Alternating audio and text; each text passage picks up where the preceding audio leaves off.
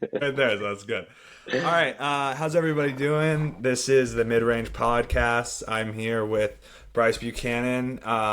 Bryce, it's great to have you here. Why don't you tell me a little about yourself before we start and introduce your brand and tell me what's going on? Yeah, yeah. So I'm a UTK grad, University of Tennessee. I grew up probably an hour and a half from the campus. From where I'm from, it's ball or nothing. In all sports. But mainly for me, it's college basketball. I've always had a passion for college basketball. Can kind of tell you when it started.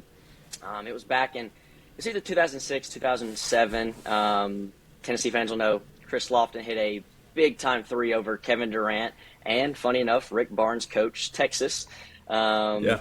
And ever since that second, I was probably 6 or 7 rows up, saw it live. I have just fell in love with the sport of basketball and mainly college basketball.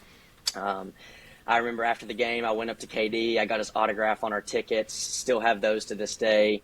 That's cool. And yeah, that made me fall in love with it, and just continued watching throughout the years. I remember when number one Memphis and number two Tennessee, and Bruce Pearl went into Memphis and beat them. I'm a 9-year-old. I'm crying out of excitement. It's college basketball has meant a lot to me growing up, and So with this, I've started a little something called College Court Talk on TikTok, Instagram, YouTube, all the socials, and kind of like you, it's a passion project for me, something that I just love to do. I watch enough college basketball to, I consume enough throughout the year. It's like, why not just talk a little bit about it?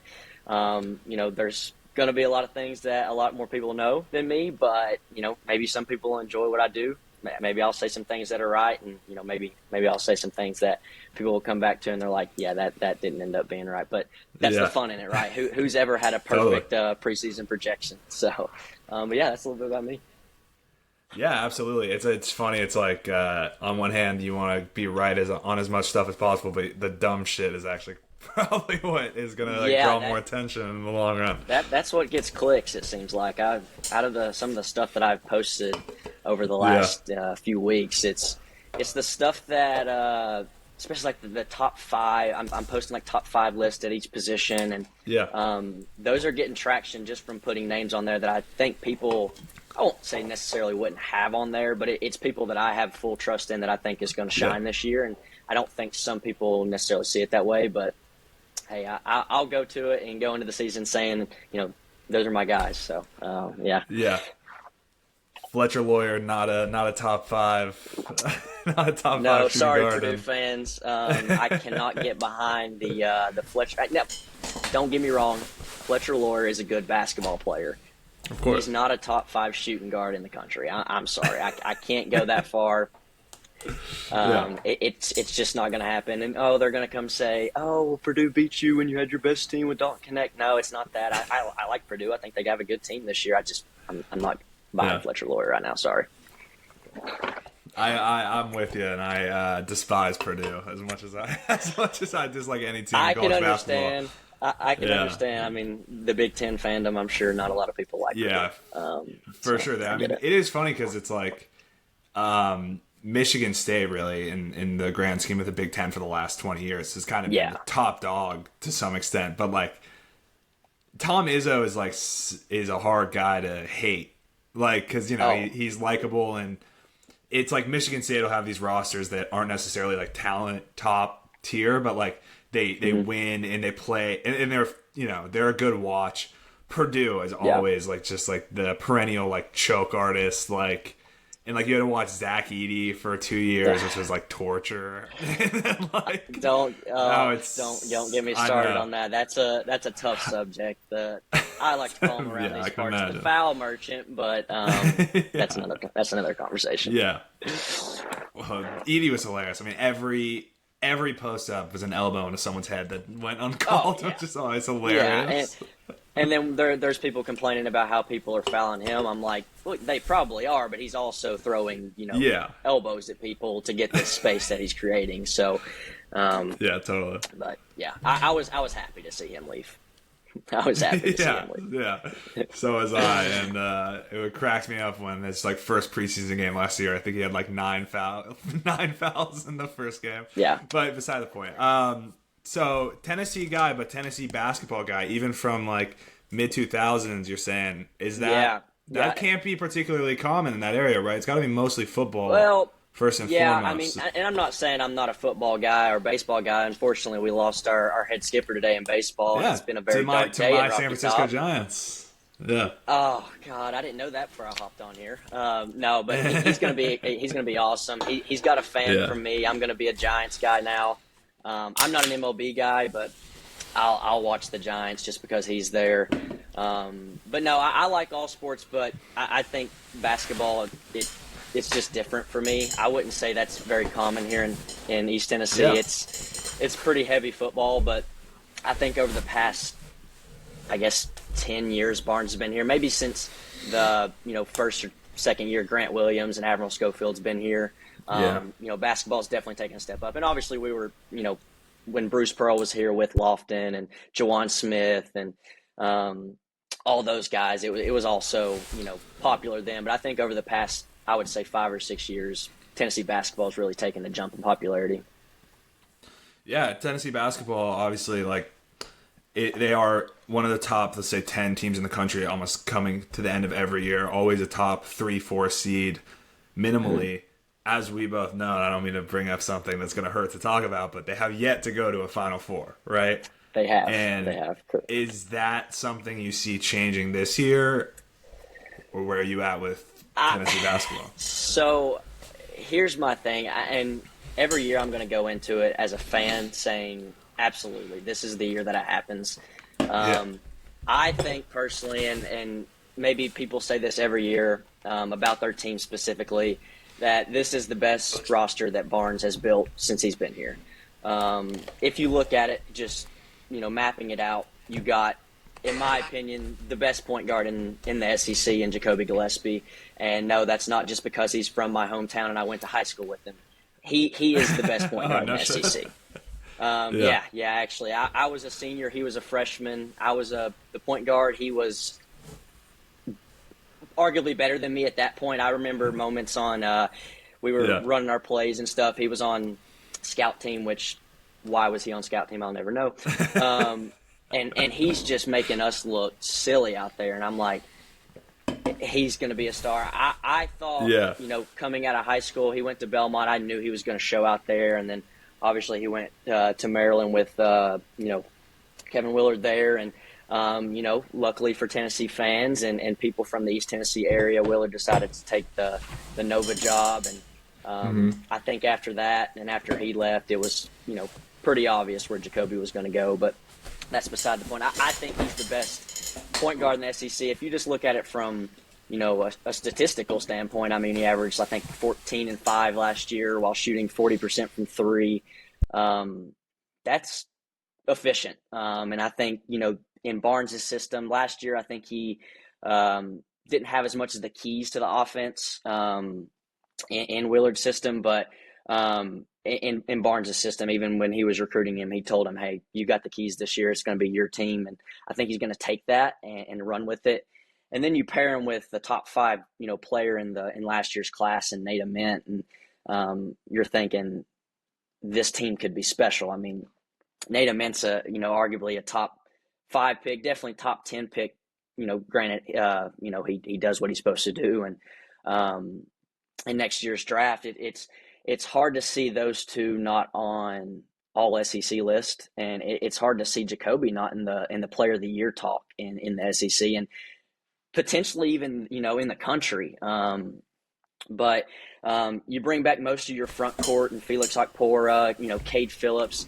People don't even know about JP Estrella yet. He's a guy that has not stayed healthy throughout his career. Freshman year he did, but he's a freshman. Sitting behind some dudes that we had before. And last year he had a foot injury to start the year and had to sit out all year. And this year it seems through some people that I've talked with and articles that I've read that he's been phenomenal in practice. He was pretty good in the secret scrimmage that he had with Ohio State. Yeah. I think a lot of people are going to be shocked by how good JP Estrella is this year. And then you look at last year's Ohio team. State. He could do well against anybody because that's an elite. That's an elite roster. Player of the year, right? He must be player of the year. It must be like, he'll probably be competing for sure. You look at last year's team and what I see that Barnes did different from this year's team to last year's team, and I think a big issue from last year's team was the depth piece. Night in and night out, we were playing 7 guys, and I think for a team that can take a next step and get to the Final Four, you're going to pick your rotation. But there's a night where you get in foul troubles. There's a night where guys don't have it. And I feel like last year we went into sequences where we didn't have the depth that we've had in the past. And I remember one game, it was against Florida actually at home, and we ended up winning that game by 20, which was, I think, a shock to the country. I remember that. Where we had 6 or 7 scholarship guys playing that day. I know Zakai was out, Igor was out, and we ended up winning. And that, I think that shows that we didn't have the depth that we needed last year to make a Final Four. I mean, I know we made an Elite Eight, but as we saw against Houston, we weren't as good as Houston last year. And I think with this year's team, you see more depth than – if it's Amari Abram from Louisiana Tech, or if it's Ethan Berg from overseas, if it's, Jalen Carey from Vanderbilt. There's depth on this team. Obviously with Rick Barnes, you got to play hard to play. You're going to play defense or you're not going to play. So we'll see if those guys buy into that, and if they, if we truly have a rotation, that's deeper than 7 or 8 guys a night. But I think we have the talent to do that. Yeah, and it's got to be nice for you and for Rick Barnes, and I'll have to pretend like Zakai Ziegler is an elite defender because that discourse always got tired. Let me ask you something, because I talked about this with Nick on the last podcast, but it was like about a month ago, and there was a day on 24/7 where Nate Ament got made the #1 player in the class, and like Twitter blew up, and like Instagram blew up. And then, 12 hours later, he was right back to 4. Yeah. What was your reaction when that happened? What was, the Tennessee reaction in that moment? Well, you're looking at it from a standpoint as Nate Ament's already the best player that we've ever recruited in the program history. So, he's already the best player that we've ever recruited. So now he's taking that step to the #1 player, and you're thinking, oh, we've got a really, really special player. And that doesn't knock that he's not going to be a special player. But, to be the #1 player in the country in a class that I think is arguably one of the better classes we've seen in a long time. I mean, just look at, A.J. Diabonsa, Darren Peterson, Mikel Brown at Louisville. I'm sure I'm missing a ton of guys. Caleb Wilson at UNC. I mean, it's a very, very good class. And to see a guy that is ultimately coming to Tennessee as the #1 player for 3 or 4 hours, it was awesome. I mean, all the message boards were talking about it. It was big. And then, 4 hours later, we're claiming that Tennessee doesn't have nice things, and the people hate us that do the rankings. I'm like, no, I mean, there's just really good there's really good basketball players out there this year, and just because he's not rated #1 doesn't mean he's not a good player. So let's not get crazy here.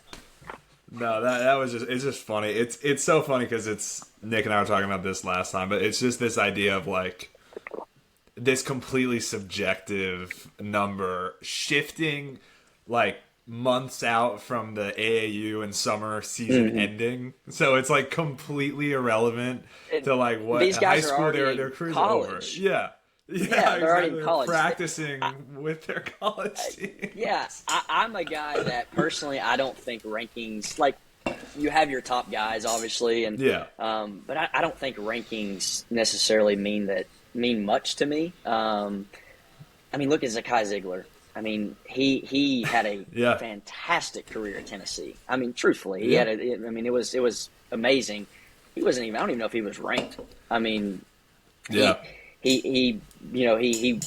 if you look at it, he was one of the better guards in the SEC year in and year out. So rankings are obviously they're nice to have, and you want to get every 5-star you can get because there's going to be more 5-stars that hit than miss, but. Ultimately, when they're in college, that ranking goes away. You're a college basketball player, and you got to perform. So the ranking that matters then is how good your team is, and then for most of those guys, and where you're going to get drafted and what number that is. So For sure. Ziegler's funny. I think a good story around Ziegler was I was texting with Nick last year, and like he's a guy who's plugged into college basketball big time, like watches more than I do. I mean, it sounds like you're at a similar level of sicko, but I remember him being like, yeah, like Zakai Ziegler, it's crazy. Like he does all this at, because what was he, 5'9", 5'10", something like that. Yeah. And Nick, 5'9" generous. Yeah, right. Like it's 5'8" even, yeah. And Nick was like, yeah, he was like, he's 5'8". Like I thought he was like 6 foot. And it's like the way he played, you didn't even recognize how tiny he was. You just like, because he was a great player. It always just cracks me up that his like, you know, he gets like 2 steals a game, and that means he's like one of the best defenders in the SEC. And it's like, like we can be honest here. Like, we don't have to lie. The thing is with that, and especially last year, I think personally we had a better defender on our team last year in Jemai Meshack. So, and I get it. You know, Zakai's loved, and he's a good defender. He's a great basketball player. And I'm never gonna say he doesn't deserve the defensive player of the year. So, but I think we had a better defender on the basketball team last year, personally. Yeah, it is just. I mean, it's just a reality when you're that size. It's the same thing with like when people talk about like Braden Smith being a good defender, and I'm just like, no, he's not a good defender. I mean, he is an opportunistic defensive playmaker, and that is a valuable asset when you're a small guard, because it's hard to be a good defender if you're a small guard. But like, let's not sugarcoat it. Like, let's not bullshit it. Like, everyone knows if you put like a powerful guard on offense and Braden Smith, he's gonna go right by him. He's gonna finish right through him, no problem, every time. So speaking of Purdue and speaking of Braden Smith, who do you have coming into the season as the best team in the country, as your number one team going into it? As a Tennessee fan, it hurts to say this, but I have Florida as the best team in the country. Really? What they did in keeping their front court in, you know, Alex Condon and Thomas Hawk and Ruben Chinyelu, and then people forget that Micah Hanlocken is sitting on the bench and ready to come in at any moment because he didn't play last year. They also kept that guy. And then you go and look at it, and Walter Clayton is, I mean, he was arguably at the end of the year and most of the year the best player in college basketball, especially in in March Madness. He just took over games. You're looking at replacing Walter Clayton and Will Richards and Elijah Martin.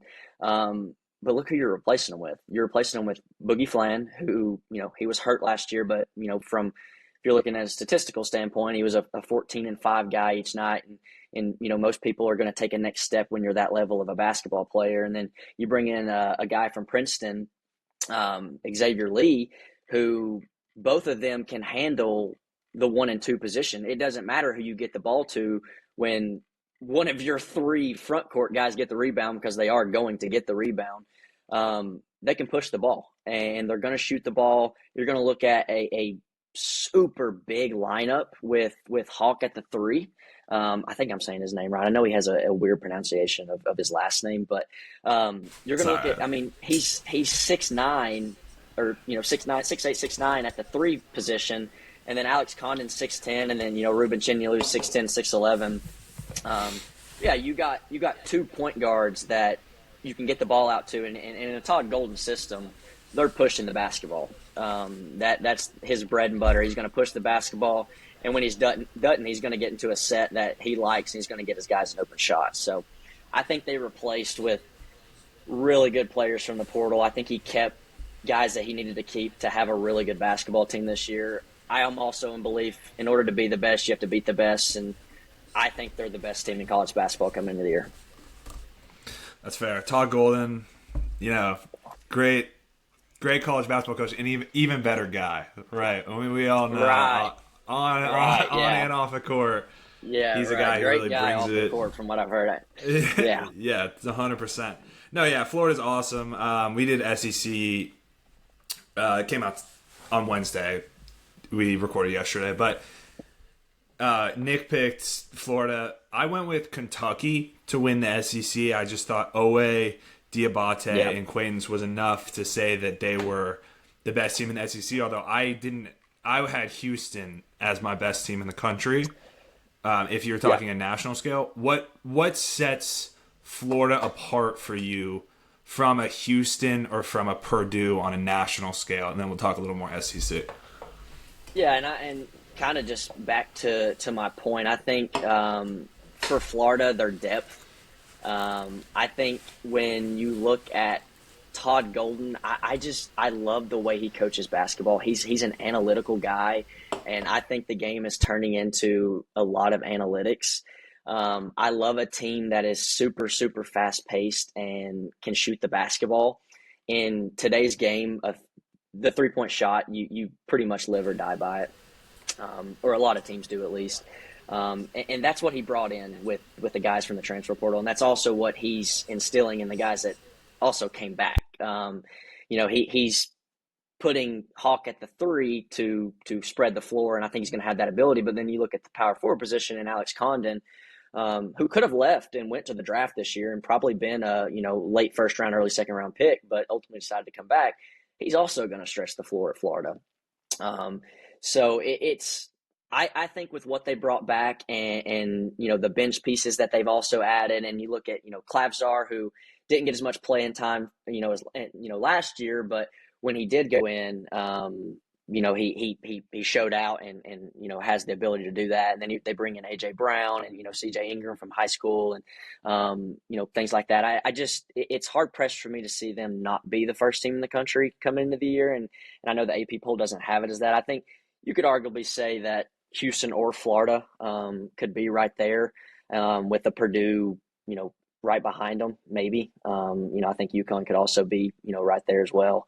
But that I would say those 4 teams are arguably ahead of the rest right now. But it's talking season, so until it happens, you can't really say anything. But I think that's what stands out to me about Florida is. It pains me to say it because, as a Tennessee fan, you don't want to cheer for Florida, but I like Todd Golden as a basketball coach. Yeah. I have a Florida buddy that I talked to, and when Todd Golden was at San Francisco, I told him, and I was like, you're going to love this guy. You're going to love him when he comes and coaches for your team. And I think now he's like, yeah, you're right. I really like him. So, that's what stands out to me. I think there's not a wrong pick for that number 1 spot with those 4 teams. I think Houston and Florida are probably the top tier of those 4, but I think you can go either way with Houston or Florida there. Yeah. I'm sure your buddy was like a great basketball coach. Just ran into him at a sorority mixer recently, and he was a super nice guy too. So he definitely talks about his personality a lot too. But so we got Florida first. You said Houston close behind, and then you said next tier is maybe Purdue, UConn, and then that top 4 you think sets themselves apart. I guess before we go into SEC, since you do have UConn in there, I will ask because I know I picked St. John's to win the Big East. The Big East poll came out; they had St. John's first. Correct. What has you feeling UConn above St. John's going into the Big East season? Well, and I think you're going to see a trend here as I like good basketball coaches. Dan Hurley's a really damn good basketball coach. Yeah. And I don't think anybody can argue that. I don't care what happened last year, 8 seed, whatever he was. He's a really good basketball coach, and he's a basketball coach that hates losing. And I think he recruited that way out of the portal. And, Silas Demery from Georgia, he keeps, Solo Ball from last year. You get, Terrace Reed Jr. comes back. I think he, Alex Caravan comes back, who we, arguably thought could have went the year before.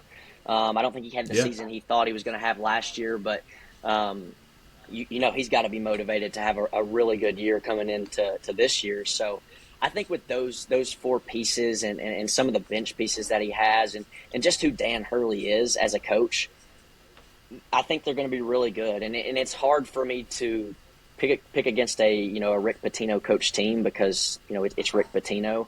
But I think with them, it's gonna take some time to adjust to for one, getting coached by Rick Pitino, for as much as he brought in from the portal, and just adjusting to that league and playing teams of that caliber every night. So I think you could throw St. John's. I'm personally not as high on them as others. Just right now, I think they could end up being the best team in the country. But Yeah. just coming into the year, I think they gotta chemistry has to happen, and Rick Pitino's a hard nosed coach, and he's going to play guys that play hard for him. So, but yeah, I like UConn in the Big East, but that's no knock on St. John's. No, that's fair. Yeah, at first when you were like, I like good coaches, I was like, oh, is this a Rick Pitino diss here? Like, No, like, no, absolutely Pitino, not. I was like, yeah. No, I don't think you can. If anybody says Rick Pitino's not a good coach, I don't think they should be talking college basketball. So, Yeah, I completely agree. I said when we did Big East stuff, in my opinion, he's the greatest coach of all time, college coach of all time. Yeah. Like the thing, because like it's the quality, the success with the quality of teams that he's had. It's like, you can put Coach K there if you want to just be like, yeah, okay, it's Coach K, he won the most. But it's like, it's fucking I'm not a Coach dude. K guy personally. Yeah, no, me either. But the thing with Rick Pitino is he's went to, what is it, 4 different schools, 5? It could be more than that, Yeah. but 4 off the top of my head, in Kentucky, Louisville, Iona, St. John's. Now they've all been good. They've never been bad. It's like he's what, I don't know how old he is, but he's getting to the end of his career, and he's not slowing down. I mean, he had St. John's last year looking, just fine. And I know what would they lose to Arkansas in the Sweet 16, second round of 32. Yeah. But that's March Madness. That's the March Madness for you. But he's been good everywhere he's went. He's a, like you said, he's arguably one of the best coaches of all time. I'm personally on the Roy Williams train when it comes to the best coach of all time. But That's fair. That's just my opinion. But no, Rick Pitino's is right there. Yeah, Pitino, and I will say with St. John's this year, while we're on the topic, I think they, as you said, like they replaced a lot. It's going to take time for it to get firing on all cylinders. But what I will say about this year's St. John's teams that really sets them apart from last year is last year was a tremendous defense with tremendous hustle that ran. This team is going to have legit offensive firepower and is going to be able to like score the ball in the half court, get out and run, and they still have strong defenders all over the court. They did not get any worse from last year. If anything, they got better. It's just that UConn also got better. So they are putting themselves both probably in a top 5 conversation. What the bummer is about the Big East is after them, it's Creighton is like, 8 seed type team. And then it's like kind of a pit down there, which is too bad for that conference, but nothing you can do. All right. So Florida, best team in the country. If we go back to the SEC, who do you see as challenging Florida for an SEC championship come March? Yeah, and I think with the SEC, I don't know if it's going to be as strong as last year with 14 teams in the tournament. But I think that your top 6 teams could all arguably be in the running to win it. I think Florida's the clear-headed favorite. I think you have Tennessee right there with them. You have John Calipari's Arkansas team right there with them. You have Mark Pope in Kentucky right there with them. Alabama is right there. I'm a believer in exhibition games. Don't mean much, but I actually learned a ton from their exhibition game against Florida State. LeBaron Philon is an NBA player playing college basketball this year. He is a stud, and I am so excited to see him play basketball this year. And then you pair that with Aiden Holloway in the backcourt, and you're looking at a top 3 backcourt in the SEC, potentially top 3 backcourt in the country. But I think those teams. I think Auburn. They're a wait and see team with me. Obviously, losing Bruce Pearl, Hall of Fame basketball coach. And then, handing it over to Stephen Pearl. Obviously, it was a perfect time. None of your players are going to leave, and you bring back Todd Pettiford. You get a lot from the portal, and you bring in who I think is going to be a star, and his name's blanking me right now, and I could have told you that. Sorry, Elijah Freeman from LMU, D2 LMU. I think he is going to be a star for Auburn this year. Then you bring in UCF's Keyshawn Hall and Kevin Overton, things like that. I think it's going to take them some time to click. I think as we saw from the exhibition game that they did play against Oklahoma State, but I think they're going to be right there in the top tier of the SEC. I think those are your 6 teams that have potential of winning it. I think I wouldn't say a significant drop-off after those top teams, but I think you're going to see a little bit of a trend down after that. But I think any of those 6 teams is going to have as good a shot as anybody.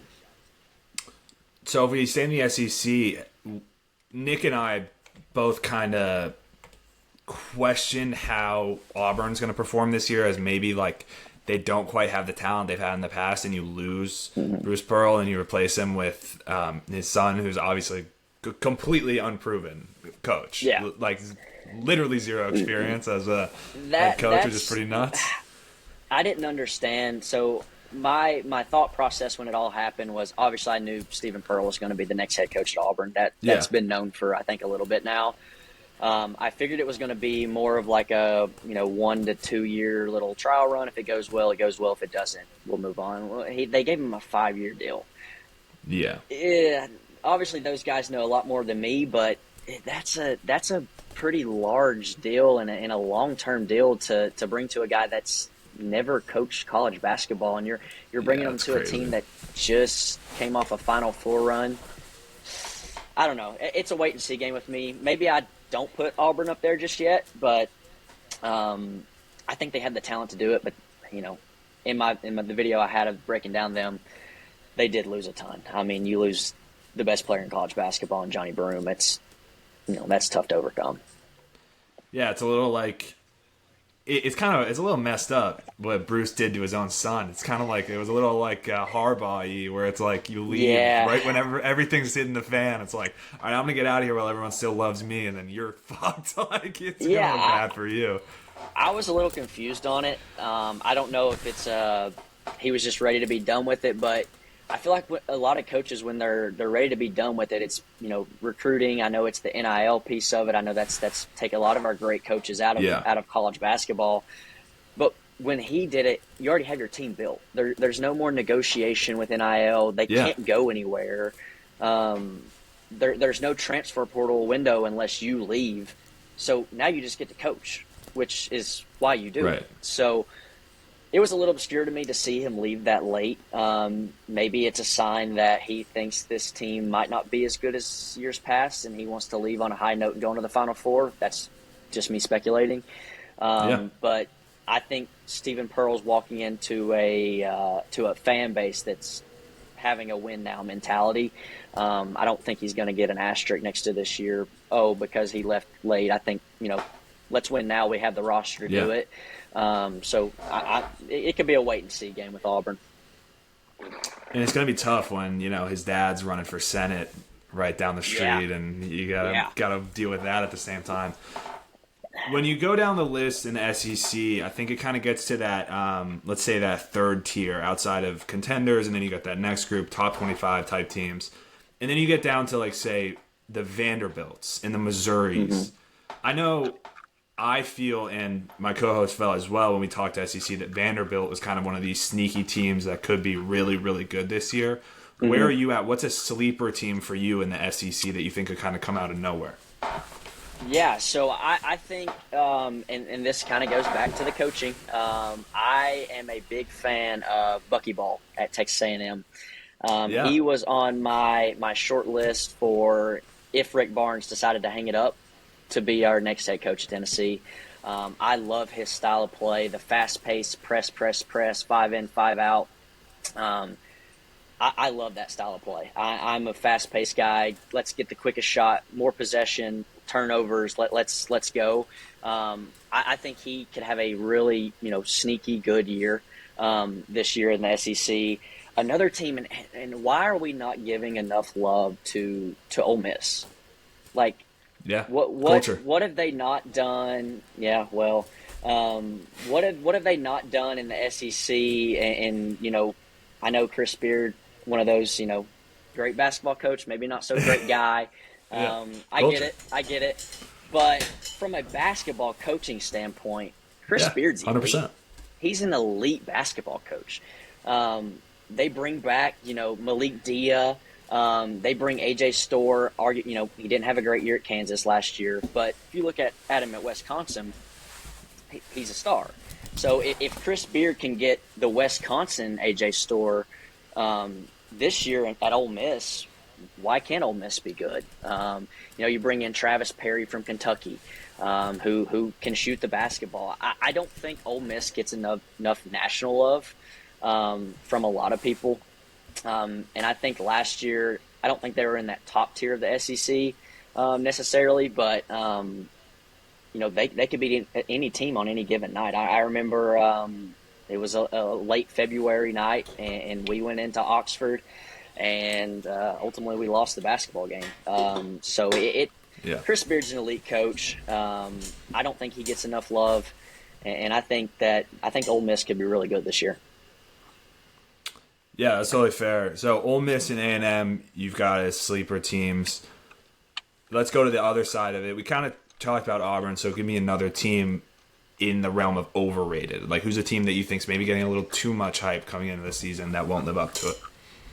Yeah, and I think the reason I'm saying this is because I think they're a little bit overhyped. I don't think they're not good. I think Kentucky might be coming into the year just a little bit too overhyped. Not to say that they don't have good players, not to say that they don't have stars, but Mark Pope's system is it's a system that you have to recruit guys to play your system. It's a shooting system. It's a lot of threes, and it's guys that have to make those threes. And right now they have the preseason best player in the conference in Otega Oweh. And I'm not taking anything away from that. But I wouldn't sit here and say that he's like some sharpshooter that's going to hit 40% from three this year. I know they got, Jalen Lowe from Pitt, but he's not a guy that I'm going to sit here and say he's going to shoot, 39, 40% from three this year. Yeah. Denzel Aberdeen from Florida. He can shoot the ball, yes, but I see him more of as a downhill drive type of guy. And, Mohamed Diabate, how much did he shoot when he was at Alabama? And then you bring in JQ from Arizona State, and he's not even healthy yet. So and with an ACL tear, it's not something that it's just going to magically. He's not just going to come in and hit the ground running and be ready to go as soon as he gets there. It's it's going to take time, and I think it's going to take time for this team to gel. It's a lot of different pieces on the team. How many players did they bring back from last year's team? I know Oweh was there, Colin Chandler was there, Brandon Garrison was there, Trent Noah was there, but a lot of different, moving pieces, a lot of young guys, roster, Jasper Johnson, Cam Williams, things like that. So And it's an expensive roster. I think, that's kind of where this comes from is, the numbers that's floating around is $22 million for this roster. If you look at it on paper, are we saying this is a $22 million roster? Yeah. I mean, I think that's I fair. don't know. Like, that's kind of where my argument comes. I don't think that right now and I think they're AP, 8th in the AP or something like that? Yeah, 8th or 9th, yeah. 8th or 9th. I'm just not there with them yet. I think they're a top 15 team, and I'm just not ready to crown them as a top 10 team yet. We could come back to this take at the end of the year, and I could be getting flamed, but I'm going to wait and see. I think Mark Pope's a really good coach, but I think he also has to recruit to his system. And I think last year he did a really good job of doing that. I got to see it this year. I got to see people be able to hit from beyond the arc, and until I do, I'm not gonna crown them as champs or anything like that. So I think they're a bit overrated. And again, that's not saying they're a bad team.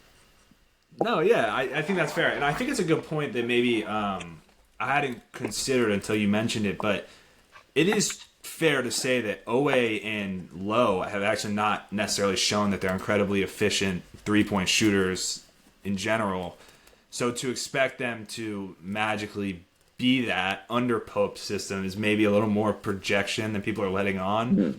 Like you were saying, like JQ, even if he is healthy, which reports are that he is, which is insane because he tore his ACL I hope he 6 is. months I mean, ago or yeah, something. I hope he comes and he's ready to go. Opening tip. I don't know how likely that is, but I'm still. I've seen it. I've seen it with Zakai when he tore his ACL his sophomore year, and then he came in his senior year and didn't miss or his junior year and didn't miss a game.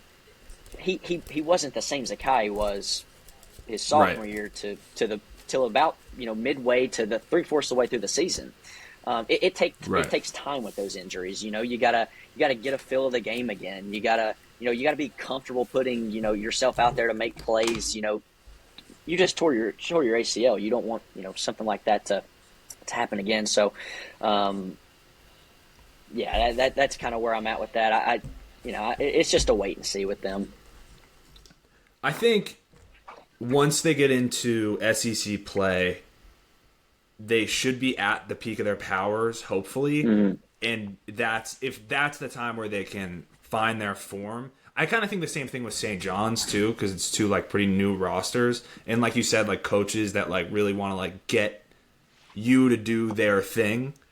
So but come conference play for these teams, if they start ripping off wins, don't be surprised. What I will say for Kentucky, I'm looking at it here right now, but they go Louisville on November 11th. Louisville is unreal. I mean, they're so good. Really we can talk about year. that next. Yeah. Michigan State on November 18th, who's a top 20 team in the country as it stands.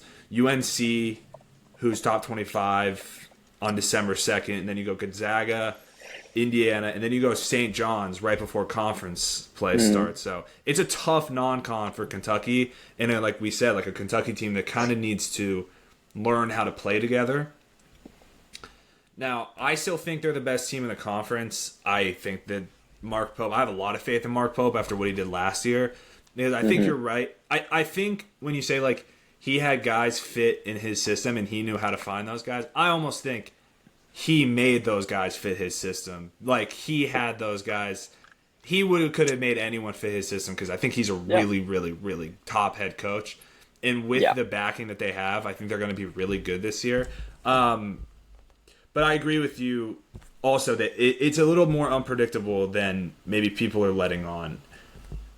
I want to talk about a team that maybe is one of the more polarizing teams when it comes to SEC, and a team that I think is being a little bit overhyped and has former Kentucky head coach John Calipari, and that's Arkansas and the Razorbacks this year. They are coming in the season with a lot of hype. And I know they are being picked to finish, I think, upwards of top 3, top 4 in the conference by a lot of the smart people who know what the hell they're talking about. It seems to me like a extremely unpredictable season, and that I might not have the same faith in Coach Cal as when he has expectations as we've seen in the past. But what do you think about Arkansas this year? Where do you sit with them? Yeah, and I think Arkansas, he brought a lot of good players in. He also kept a lot of good players. I think he kept DJ Wagner, he kept Carter Knox, Trevon Brazile, Billy Richmond. I think that's big for Coach Cal in his second year at Arkansas. He also recruited really well. He's got Darius Acuff, Malik Thomas, Nick Pringle, Malik Ewin, however you say his name. I think they're going to be, really solid. I think with Calipari and the way things ended at Kentucky, and then the way he started last year at Arkansas, obviously he finished strong. It's one of those things: is can he build off the momentum that he had from last season's run in March Madness? He lost some key players from last year's team. But I think he replaced them with some really good players, coming into this year. But how quick do those freshmen gel? We've always known John Calipari loves young basketball players. He loves to bring in elite freshman classes. And at Kentucky, for the most part, maybe at the end of his tenure, it didn't necessarily work as as well as it did at the beginning. So we'll see if it works this year. I think John Calipari's a really, really good basketball coach. I also think John Calipari is a little bit of an overhyped basketball coach, and that might be a hot take to a lot of people. But if you look at some of the rosters he's had at Kentucky, tell me how you only have one national championship at that school. It doesn't make much sense to me when you look at it. But I think with, even the roster he had last year at Arkansas, that was a really, really good team. I mean, you have, Boogie Fland. You still have DJ Wagner. You bring in freshman Carter Knox. You have Trevon Brazile. You have the dude from FAU and Jarnell Davis or whatever his name was. And, you have Ball for Life, Jonas Adu. You get those guys, but it didn't click. And it didn't click till the end of the year. And I think, obviously, what happens in March is ultimately what matters. As a Tennessee fan, I know that, but unfortunately. So, as an Ohio State fan, I just hope to be there one day. But it's so hard, and that's why I'm so ready to just tip the ball and see what these teams can do.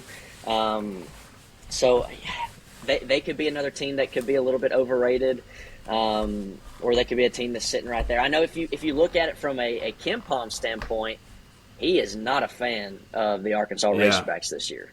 He has them at 29th right now with 29th offense, 25th defense and efficiency. Maybe he knows something that we don't. Yeah, I think he's OSU over them actually, which is nuts. Kemba loves Ohio State more, like every year. I think it's like just because of Thornton, but like, dude, we were a top 20 KenPom team. We were like when we were 17 and 15 last year, which is just nuts. But that's the way the analytics go, though. It's crazy. Yeah, totally. It's purely like I mean, Ohio State is nuts, but not to turn into an Ohio State conversation. But Calipari is one of those guys. It's like, you're expecting him to win national championships, but you're massively underrating how many first round picks he's had.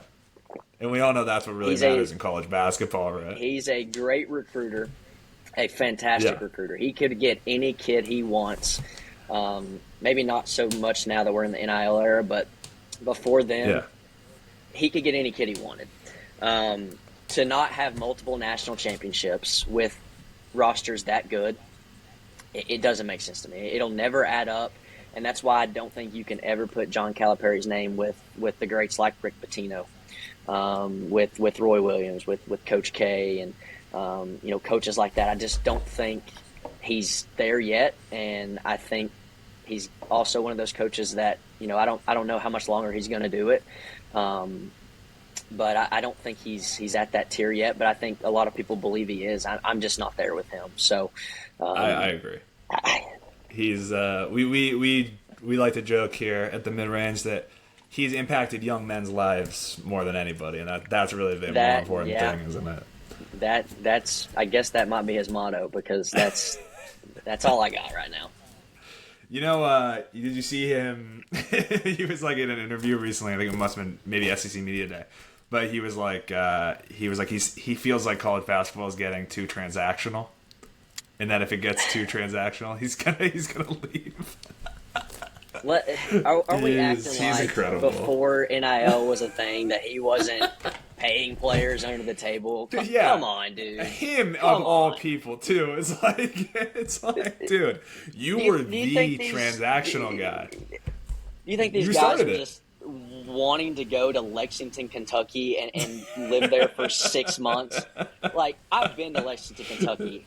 That is not an enjoyable place. It is cold constantly at that place. It is miserable at that place. They don't go there for Lexington, Kentucky. They went there because John Calipari could sell them anything they want, and he paid them. Yeah. It is what it is. You could sell ice to an Eskimo for sure. He's hilarious. He's one of a kind. It's like the Nick Saban argument in football. Not to turn this to a Yeah. football argument, but Nick Saban arguably got out of college football because it also became too transactional. Dude, Yeah. you paid more players. Come on, dude. Don't I stop. love it. Because it's an even playing field now, it's too transactional. Yeah, exactly. If you were still the only one doing it, you would love it still. Yeah. Don't get me with that too transactional stuff. That's a ridiculous statement for him to say. He's coping because it's an even playing field, and that statement right there might tell me all I need to know on Arkansas this year. That I don't know if he really likes his team.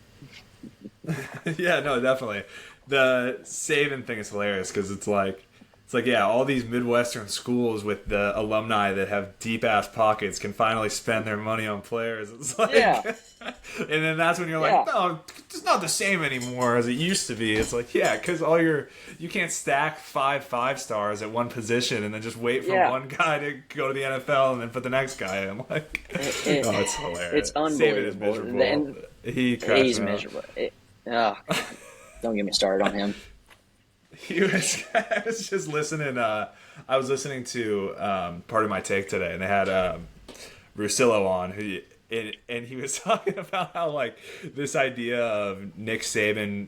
It was about Brian Kelly being this fit at LSU. It's like because he's not Southern. So it's like he's not a fit, and it's like Nick Saban's like from Ohio, or he's from West Virginia originally. It's like, but because he won, 6 national championships or whatever, of course now he's a fit. Like he's like the dumbest shit. The fit. Our the head SEC football coach football at is Tennessee. hilarious. Our head football coach at Tennessee is from South Dakota. Like they're fit. Yeah. You come here to win games. That's all that matters. Yeah. I don't care about fit. If Brian Kelly was winning games, they wouldn't give a crap if he was from California, Washington. It doesn't matter where he's from. They'd love him. But he's not winning games, so LSU does not. Yeah, Brian Kelly's not a good fit because he's a massive asshole that's losing all the time. Correct. It's not that much more complicated than that. But we can get back to college basketball. That was a good little tangent there. All right, so we got Arkansas. You have Arkansas and Kentucky being a little overhyped. If we're staying on SEC, why don't you just give me the... So you have Florida first, presumably, because you said they're best in the country. Is Kentucky, do you think Kentucky is the second best team in the SEC, or would you go another direction there? I'm going to go I'm going to say Tennessee is the second best team in the SEC this year. And I love it. But and I'm trying to be as unbiased as possible when it comes to that, but just with the roster that they have for the last 2 or 3 years, we've been so underhyped coming into the year that I'm done with it. I'm done with the underhyped. We've done it for the past 2 years. We're right on the cusp of it. Please, just for once, just let us get a Final Four. I won't ask for anything else. Just one. But yeah, I would have Tennessee at that second tier, or the second team. And I'd probably have Kentucky right there at 3, and then I would probably go Alabama at 4. I personally love Nate Oates. I love the system he runs. His run and go, shoot the ball as fast as you can. You're not taking a mid-range, you're taking a 3 or a layup system. If I was a college basketball coach, or just a coach in general, that is exactly how I would coach my basketball team. Yeah. I think with, future NBA star, and I'm going to hype this guy up until I can't anymore, in LeBaron Philon. I love him. He's going to be exceptional. I'm so excited to watch him play after just getting – and I know he played last year, but I think he's going to take a really big step this year. And then, Aiden Holloway, he's, should take a next step. And just with Nate Oates himself, I think Nate Oates is in Alabama right there at, the 4 spot. And then after that, it gets a little tricky. I think Arkansas probably deserves to be, right there at the 4th or 5th, and then Auburn right there at 6. And then after that, it's fend for yourself. Who makes it, makes it. I think Missouri, I think Dennis Gates is a really good basketball coach. I know he went 0-18 2 years ago and then turned it around and had a really, really good team last year. So I think he could, Missouri could be right there. Like I said, I love Bucky Ball at Texas A&M. I hope he comes in and really shows out. and maybe decides to come to Tennessee when Rick Barnes retires. If you're listening, Bucky, I'm your guy. I think they're right there. I think Vanderbilt's right there. I think Vanderbilt might be a little bit underrated as well. I think Mark Byington's a really good basketball coach. I think we saw that last year. As an in-state rival for Tennessee, it pains me to say, but I think Vanderbilt could be a really good basketball team this year as well. And Ole Miss is also right there. I'm a huge Chris Beard fan as a basketball coach. Yeah. Big Chris Beard guy culture, of course. After that, it goes downhill, though. Georgia, I'm not a Mike White guy. I wasn't a Mike White guy when he was at Florida. LSU, I don't think their basketball program's ever going to be good because I don't think they allocate enough funds to their basketball coach to be successful there. Unfortunately, because I feel like at a school like that, you saw what Will Wade did there before he, got the axe from the NCAA and has made insane runs at McNeese and now is going to be really good at NC State. They can be good in basketball, but I don't think they care enough. I think they care more about women's basketball, which is fair. They're really good in women's basketball, but I just don't see it with them. And then poor South Carolina. Lamar, he needs to be finding a way to get out of there. So I think 15 and 16 is pretty locked down with LSU or South Carolina, whichever way you want to flip it there. And then Oklahoma's another one. Porter Moser, man, he's a really good basketball coach as well. And that's another one that I was hoping just stay at Loyola for a little bit longer, just stay a little bit longer. Rick Barnes is eventually gonna retire. Let's go get Porter Moser after that, but he's probably not going to leave Oklahoma. But I think he could shake it up. So I don't know from top to bottom if you'll see as strong as last year from the SEC. I don't think you'll see, 13, 14 teams in, however many it was last year. But I think your top teams are going to be top in the country. And then I think your middle of the pack teams are going to be teams that can beat any team on any given night. Throughout the SEC and throughout the country as well. But I think that could go for a lot of the conferences, maybe outside of Big Ten and the Big East. But SEC basketball there's always teams that are going to be talked about at the beginning of the year. And then how much was Florida getting talked about before the season last year? And then they go and win the national championship. So that's why how much was Florida getting talked about? Like almost 3/4 of the way into the season, it was still like exactly we don't know. Like exactly. Auburn is Auburn and Duke is Duke. Florida's a maybe, and it was like they started the season what was it 14, 15 and 0. Yeah, and they looked, and it was just like I haven't played anybody, but it's going to be one of those years. When they went to Auburn last year and beat them at Auburn is when people finally were like, this is a really good basketball team. And then they run the table in the SEC championship, and then Walter Clayton does what Walter Clayton does, and that's the crazy thing about college basketball is you look at March Madness and look at the way they got to the national championship. 3 of the 6 games they played to win it all could have went either way. I mean, it took a miraculous performance from Walter Clayton against Texas Tech last year to even make the Final Four, and then same with the Auburn game, and then even the UConn game. So that's the best part about the sport is you really can't sit here and say that this team's going to win it all this year because they could have one bad night in March and all you did in the regular season's done. As a Tennessee fan, I've seen it a lot. Yeah. No, that March Madness last year, I think casual fans gave a shit is like no Cinderella, so boring and so chalk. It's like, do you guys watch any of these games? It was like Houston barely got away from Purdue in that last game where Braden Smith was perfect in the second half. Yes. And then they played Duke in the Final Four. Duke won the game. And Houston just grabs this win from absolute thin air. I mean, I remember I'm a bartender. I work as a bartender. And I remember I was working when that happened. And I had Duke in my bracket. I was like, they're the best team in the country, as a lot of people did. And just watching that happen on the TV behind the people at the bar, and I was just like, "What the fuck is going?" Yeah. What just happened? Like, how did that possibly happen? I'll never forget it. And I couldn't even enjoy it. Like, because that Duke team was too fun.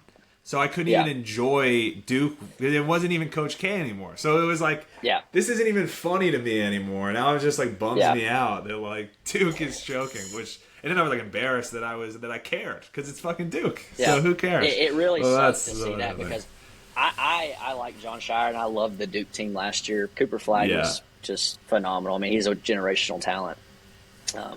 And I still think that arguably they had the best roster in the country. They just blew it against Houston. I think they're probably your national champions if they don't lose that game. And I think I also they had are them in my bracket. I think they are, even though they lost to Houston, the most talented team. Other than maybe UConn, what would that have been? 24, yeah. UConn 2024, and Duke last year. Even though they didn't win, I don't know. To me, like, it was just the whole year was like it's pretty obvious how fucking good this team is. It's unreal. They dominated. They just and granted the ACC was not some power conference last year. No, but they just ran through it. I mean, I think they might have lost 2 or 3 games, whatever it was, but there wasn't many nights where you flipped on a Duke game and it was very close when it came down to 10 minutes left in the second half. It was, and I think maybe even a little bit of that, late game against Houston and them kind of blowing that could have had something to do with them not playing games as tight throughout the year. Definitely. Maybe it didn't, but I mean, that could go a long way, and that could definitely have something to do with it. And I hated seeing Duke not win at all because watching Florida win a national championship when you're a Tennessee basketball fan just it hurts me. But as a basketball fan, you love seeing good teams win it all, and you love seeing good teams play in a Final Four. And this is what I'll say from a basketball, a sicko fan, is seeing 4 1 seeds play in the best event in all of sports, in my opinion, in the Final Four was phenomenal for college basketball. I know people love their Loyola Chicago's to go to the Final Four. I know they love their NC States. I get that, and that's fun as a sicko too. But to see 4 of they are the best team. They were the best teams last year. If you look at any analytical, statistical record, whatever, that was the 4 best teams last year. To see them, both of those Final Four games, go down to how they did, and then you get the national championship, who, was a really good game, came down to a, could have been game winner from Houston. That's what you love about it, and that from the sicko standpoint, I would take that over a Loyola Chicago or NC State making it 10 out of 10 times, and that's probably another hot take that I've said tonight, but that I'll stand by that, and I loved last year's March Madness. I completely agree. I think everyone wants a Cinderella story until they're getting beaten by 20 in the Final Four. Yeah, it's like it's you never not want to that see fun. You don't want to see the last few college basketball games you get to see until November to be a blowout. Yeah. You just don't, and we didn't get that last year. So you want them to win a couple games they're not supposed to, get to that Sweet 16, Elite 8, and then play Purdue tough. Like you know what I mean? Like. And it'd be like, wow, what a story. Like, they were this close to making a Final Four. Good thing they didn't, because they would have gotten killed by Duke, right? Like, exactly. It's perfect. All right. Bryce, it's been great talking to you. We're probably going to hop off here in a second, but before we do, I would love to get a Final Four national championship prediction from you, if you don't mind me asking. Yeah. Okay. Well, let's see here. So, obviously, Florida's going to be in there. Houston's going to be in there. Strange one for I'm going to go Texas Tech. I really like Texas Tech's roster this year. Let's see. Who is my 4th pick? Screw it. Tennessee. We're doing it. This is the year. Tennessee. And then Florida's going to go back-to-back. They're going to go back to the Billy Donovan age. Todd Golden is Billy Donovan recreated, and he's going to go to the NBA, and we're never going to have to hear about Todd Golden again. But, he's going to go to the NBA Florida, and be incredibly mediocre for a decade. No, Todd Golden's good for college basketball. I hope he stays as a watcher. He's good. He's fun to watch. But I think I'm in the boat of until you beat them, they're the best team, and it's just going to be hard for me to see Florida not doing it. I love their team. I love their front court and just the way that Florida plays and the talent he brought in with Boogie Flan. I don't care what he did last year. Arkansas fans have been in the comments saying that they were better without him, blah, blah, blah, whatever. No, no. Boogie Flan's a really good basketball player. Florida's going to really benefit from Boogie Flan, and then you bring back the best backcourt, the best front court in college basketball from last year to this year's team. Yeah, Florida's the best team. I think they're going to go back to back, as much as it pains me to say, but that's where I see things going, and we'll see if I'm right. I love it, Bryce. Way to take a stand. Is there anything you want to plug before we hop off here real quick?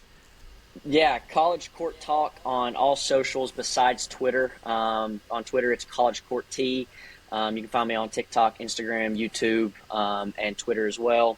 And I try to post daily and going to be very active throughout the college basketball season, and hoping to talk to Jacob throughout the year and pick his brain as the season goes on. I love it, and we'll definitely have you back on. We'll have you back on once Nick is available too. And we were talking about this a little earlier in the week, but you were talking about doing some live stuff maybe throughout the season, and that's going to be a lot of fun for you. And I'd love to hop on. I'm sure Nick will hop on from time to time. Great stuff. Really appreciate you coming on. Mid-range, all socials, mid-range CBB. All right. Appreciate everyone listening. Yeah.